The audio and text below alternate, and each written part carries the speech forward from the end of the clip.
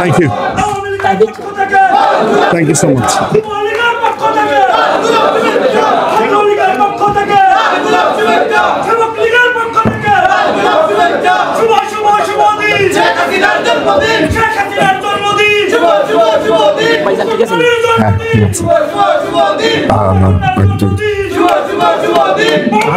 এখন ঠিক আছে।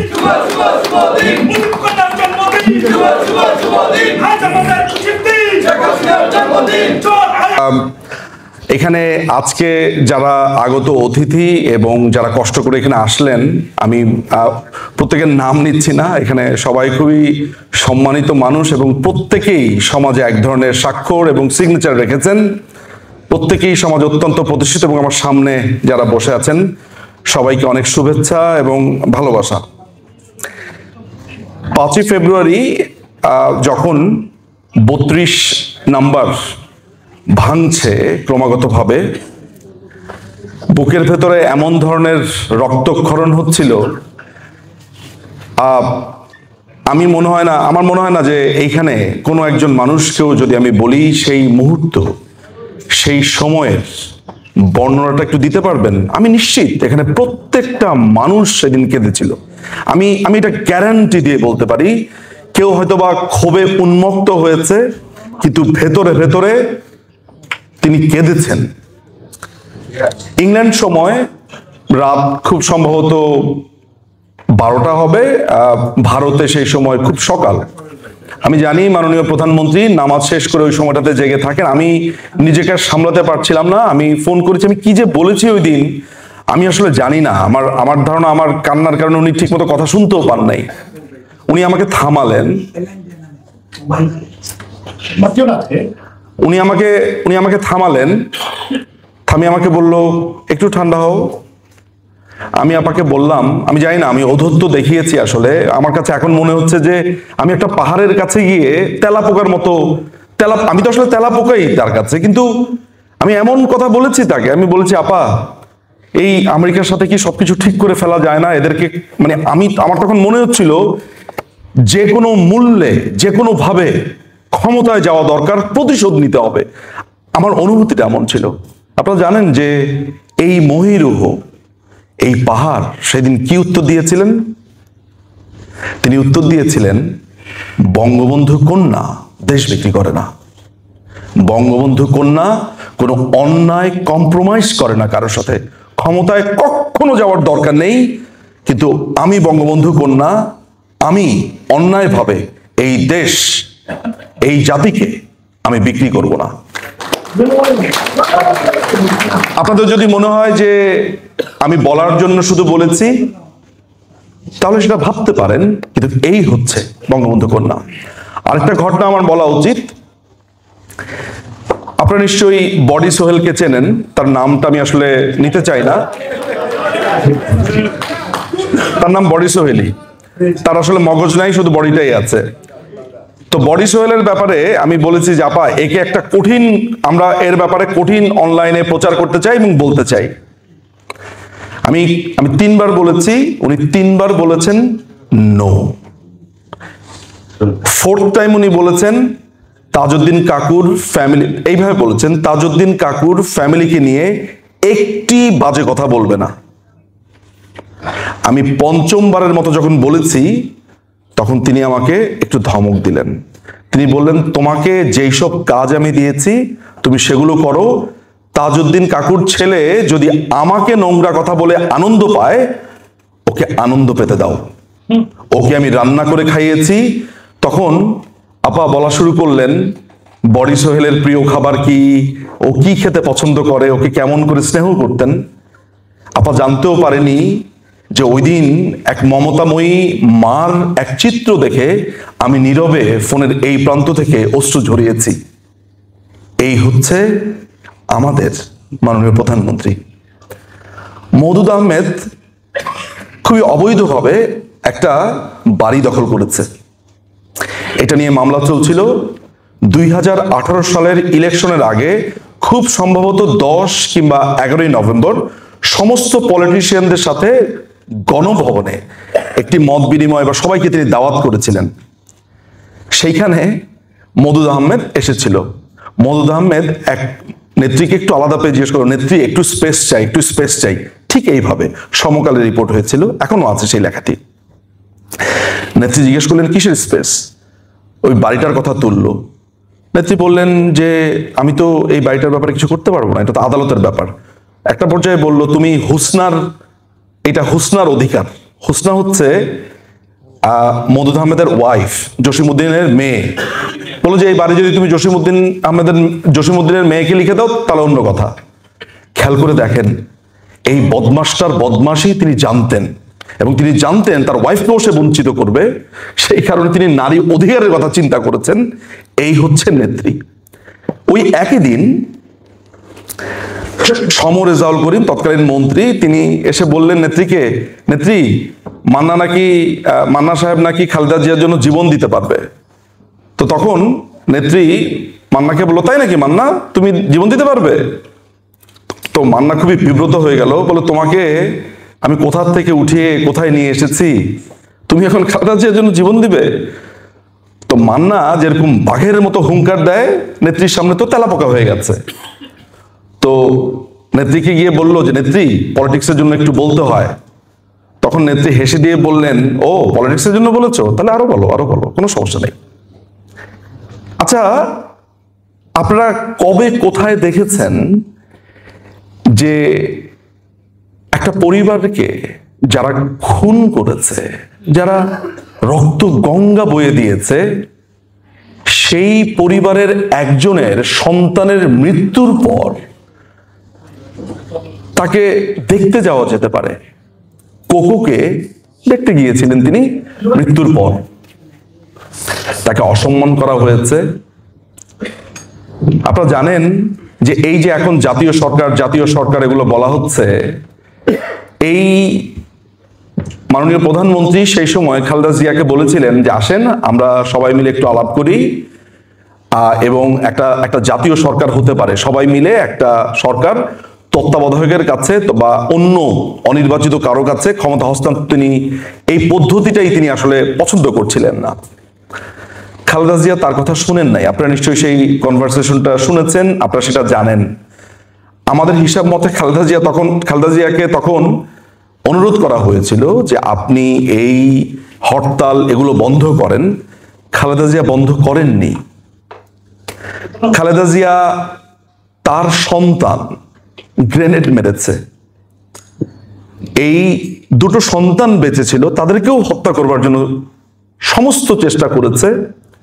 তত্ত্বাবধায়ক সরকার সিস্টেমটাকে পুরো ছারখার করেছে।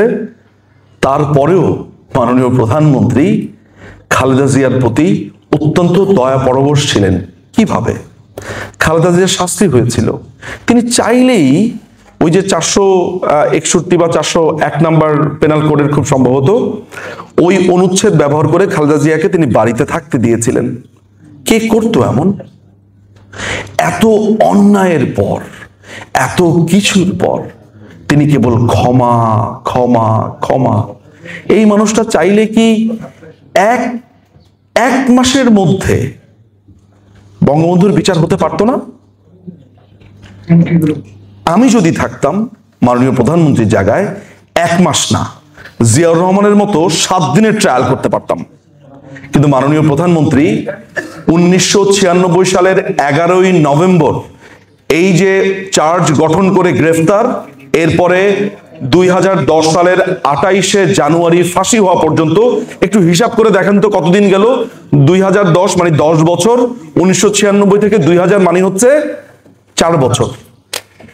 14 বছর বাবাকে মেরে ফেলেছে, 14 বছর লাগিয়ে বিচার হয়েছে। কে করতো এমন? আমার কাছে মনে হয় আমরা সাধারণ মানুষরা এভাবেই ভাবি যে 1 মাসের মধ্যে ট্রায়াল করব, এই করব, সেই করব। কিন্তু কিছুক্ষণ আগে প্রথম বক্তা এখানে বলেছিলেন, একটা শব্দ উচ্চারণ করেছেন মাননীয় প্রধানমন্ত্রীর ক্ষেত্রে, সেটা হচ্ছে রাষ্ট্রনায়ক, যেটিকে ইংরেজিতে বলা হয় স্টেটসম্যান। মাননীয় প্রধানমন্ত্রী স্টেটসম্যান হয়েছে। পৃথিবীতে কে কবে আছে যে দুটো মানুষ বেঁচে ছিল, মাত্র দুজন কন্যা বেঁচে ছিল একটা পরিবারের।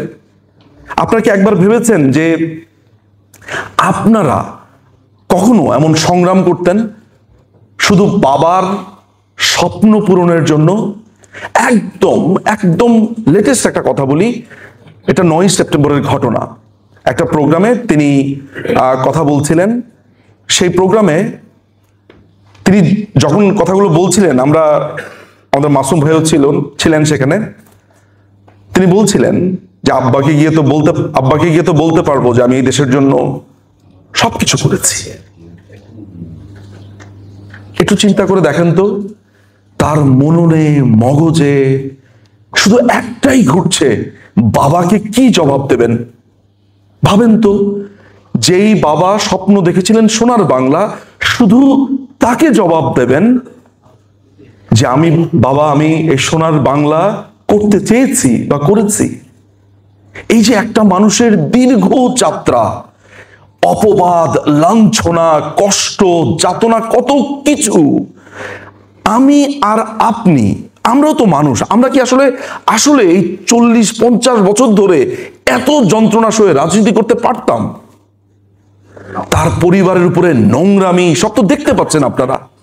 কিন্তু এই মানুষটা সর্বাংশহা। আমি আমার বক্তব্য খুব বেশি দীর্ঘায়িত করতে চাই না। আমি শুধু একটা কথা সবসময় বলি, এত সুন্দর করে মাসুম ভাই বলেছেন, আমি এই শব্দটা আরেকটু অন্যভাবে বলি। মাননীয় প্রধানমন্ত্রী আমাদের জন্য উচ্ছ্বাস, এটা বলেছেন। আমি বলি কি জানেন, যে আমরা আসলে জানিও না যে মাননীয় প্রধানমন্ত্রী 5ই অগাস্ট সার্ভাইভ করেছিলেন। আপনারা নিশ্চয়ই দেখেছেন যে শিবিরের পোনাটা, কি নাম যেন, মাসুদ, ও বলেছে যে আমাদের টার্গেট ছিল শেখ হাসিনা, বলেনি? আপনারা এইটা ভেবে কখনো নিজেদের ভেতরে শান্তি পান যে মাননীয় প্রধানমন্ত্রী এখনো পর্যন্ত বেঁচে আছে? মাঝে মধ্যে আপনাদের হতাশা মুখ দেখি আমাকে কত মানুষ জানতে চায় কি হবে। আপনারা কি এইটা চিন্তা করে আনন্দিত হন না যে আমাদের নেত্রী এখনো বেঁচে আছে? এর থেকে বড় আনন্দের, এর থেকে বড় স্বস্তির আর কি হতে পারে? নেত্রী বেঁচে আছে, এই দেশ আবার স্বাধীন হবে। এই দেশ আমাদের বাংলাদেশ আওয়ামী লীগের নেতৃত্বে আমরা এই দেশকে স্বাধীনতা এনে দিয়েছিলাম। আমরা এই দেশকে আবার স্বাধীনতা এনে দেব। এখন কেন মানুষ বলছে ভাই আপনারা কি করলেন ভাই? আর তো পারি না। চেন্নাইতে ছিলাম, কলকাতাতে গিয়েছি আমার মার চিকিৎসার জন্য, অনেকেই জানেন। সেখানে যারা চিকিৎসা নিতে এসেছে, চায়ের দোকানে আমাকে এসে, আমি শব্দটা এভাবে বলা উচিত না কিন্তু আমি বলবো, চোরের মতো এসে বলছে, দাদা আপনারা কি কিছু করতে পারবেন না? তাহলে তুই লাল হয়েছিলি কেন তখন? তোর প্রোফাইল পিকচার লাল করছিলি কেন? এখন যে আমাকে এই প্রশ্নটা করস, বাট তারপরেও আমি তো বড় আসলে। এই দেশে ৭৭ বছরের পুরনো রাজনীতি আমাদের, ফলে আমরা হয়তো অনেকের প্রতি রাগও করতে পারি না, কারণ we are captain of this country, we are soul of this country. এই দেশকে আমরা আবার স্বাধীন করব, কারণ আমাদের সবচাইতে বড় শক্তির জায়গা এখনো মাননীয় প্রধানমন্ত্রী।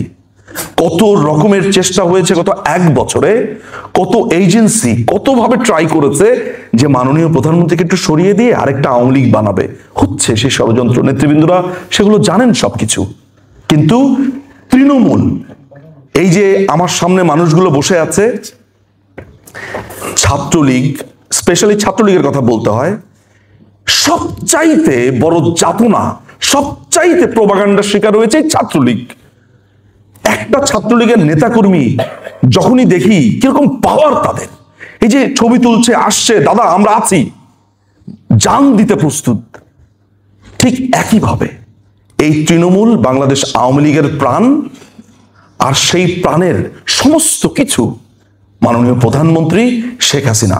আজকে তিনি ৭৯তম বছরে পা রাখলেন আমরা অনেক সৌভাগ্যবান, মাননীয় নেত্রীকে নিয়ে, মাননীয় প্রধানমন্ত্রী শেখ হাসিনাকে দেশে ফেরাবার এই সংগ্রাম অটুট থাকবে।